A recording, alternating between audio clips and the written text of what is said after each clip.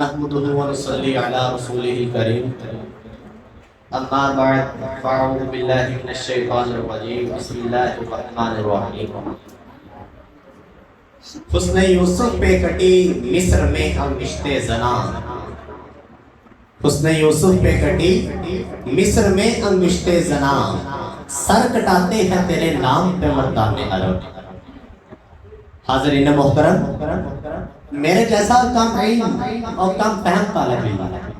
بڑا اس عظیم ہستی کی شان کے بارے میں کیا گفتگو کر سکتا ہے کہ جس کی عظمت خالق کائنات کی زبان قدرت سے یوں ادا ہوئی، وَرَفَعْنَا لَكَ ذِكْرَكَ۔ کسی مقام پر فرمایا اِنَّا أَعْطَيْنَاكَ الْكَوْثَرَ،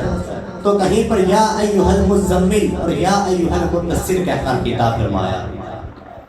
حاضرین محترم، حضور علیہ السلام کی طیب زندگی کے دو پہلو، ذات مصطفیٰ اور صفات مصطفیٰ پر ہاتھ لکھتے لکھتے ساکت ہو گئے، زبانیں مدحت کرتی کرتی خاموش ہو گئی، محقق تحقیق کرتے کرتے ملک عدم کو روانہ ہو گئے، مفسر تفسیر کرتے کرتے موت کی آغوش میں چلے گئے، مگر ذات مصطفیٰ اور صفات مصطفیٰ کا ایک باب بھی پورا نہ ہوا۔ تو یہاں پر شاعر کہتا ہے کہ زندگیاں بیت گئیں، زندگیاں بیت گئیں اور قلم ٹوٹ گئے، زندگیاں بیت گئیں اور قلم ٹوٹ گئے، مگر تیرے اوصاف کا ایک باب بھی پورا نہ ہوا، تیرے اوصاف کا ایک باب بھی پورا نہ ہوا۔ حاضرین محترم، میری کیا مجال، میری کیا مجال کہ میں اس ماہ جبیل کے بارے میں لفظ شائع کروں کہ جس کے دستے اقدس کی ایک انگلی اٹھتی ہے، چاند کو دو ٹکڑے کر دیتی ہے، جس کے اشارے سے درخت اپنی جڑوں کو توڑ کر زمین کو پھاڑ کر آپ کی بارگاہ میں حاضر ہو جاتا ہے، جس ہستی کی نگاہ ہوتی ہے سراکا گھوڑے سمیت زمین میں دس جاتا ہے، اور پھر جب نگاہ رحمت اٹھتی ہے تو سراکا گھوڑے سمیت زمین سے نکلنا شروع ہو جاتا ہے،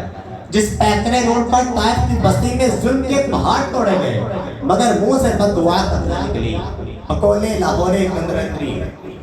دعا مانگی الہی قوم کو چشمے بصیرت دے، دعا مانگی الہی قوم کو چشمے بصیرت دے، بے خبر ہے بیچارے تو انہیں نور ہدایت دے۔ حاضرین محترم، حضور علیہ السلام کا یہ عالم تھا کہ آپ نے ایک تھپڑ مارے بغیر حضرت عبداللہ بن عباس جیسے مفسر قرآن تیار فرمائے، جن کی تفسیر قرآن سے دنیا قیامت تک استفادہ کرتی رہے گی، اور بحیثیت جرنیل ایسے سپہ سالار پیدا فرمائے کہ جنہیں خالد بن ولید کے نام سے یاد کیا جاتا ہے۔ سچائی کی تربیت کی تو صدیق اکبر بنا دیا، عدل کا درس دیا تو فاروق اعظم بنا دیا، سخاوت کی نگاہ اٹھائی عثمان غنی بنا دیا، اور مکتب شجاعت میں علی شیر خدا بنا دیا۔ شاعر نے آپ سے محبت کچھ یوں بیان کی ہے کہ جس مہینے میں نازل ہوئے مصطفیٰ، جس مہینے میں نازل ہوئے مصطفیٰ، اس مقدس مہینے کی کیا بات ہے، مصطفیٰ مل گئے سب کے دل کھل گئے، پیار کے اس کرینے کی کیا بات ہے، عرش و لوح و قلم آسمان و زمین سب خدا نے بنائے اسی عرق سے، خون کا مرتبہ خون جانے مگر مصطفیٰ کے سفینے کی کیا بات ہے۔ کشتی نوح میں تو گناہ گار تھے، جانور تھے بشر تھے خطا کار تھے، انبیاء اولیاء اوسیار میں جہاں مصطفیٰ کے سفینے کی کیا بات ہے۔ دست حیدر میں تھی ایک انگشتری، دست حیدر میں تھی ایک انگشتری جس پہ لکھا ہوا تھا فقط مصطفیٰ۔ ایک دن کی بریا نے علی سے کہا یا علی اس مدینے کی کیا بات ہے، تیرے بدن کا نوکر فرشتہ بلا، کیا پڑھائے تجھے کیا سکھائے تیرے سینے میں دل دل میں قرآن ہے، تیرے سینے میں دل دل میں قرآن ہے، اے نبی تیرے سینے کی کیا بات ہے۔ مدفن مصطفیٰ بن گئی جو زمین، اس سے بہتر کہاں اس کی ہمسر نہیں، آؤ خضرا کے گنبد سے مل کر کہیں تیرے اندر دفینے کی کیا بات ہے۔ اور میں اپنا آخری شعر عرض کر کے آپ سے اجازت چاہوں گا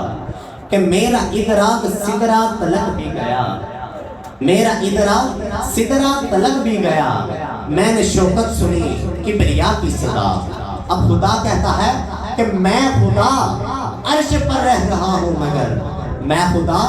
عرش پر رہ رہا ہوں مگر مصطفیٰ کے مدینے کی کیا بات ہے. آپ کی سماعتوں کا شکریہ.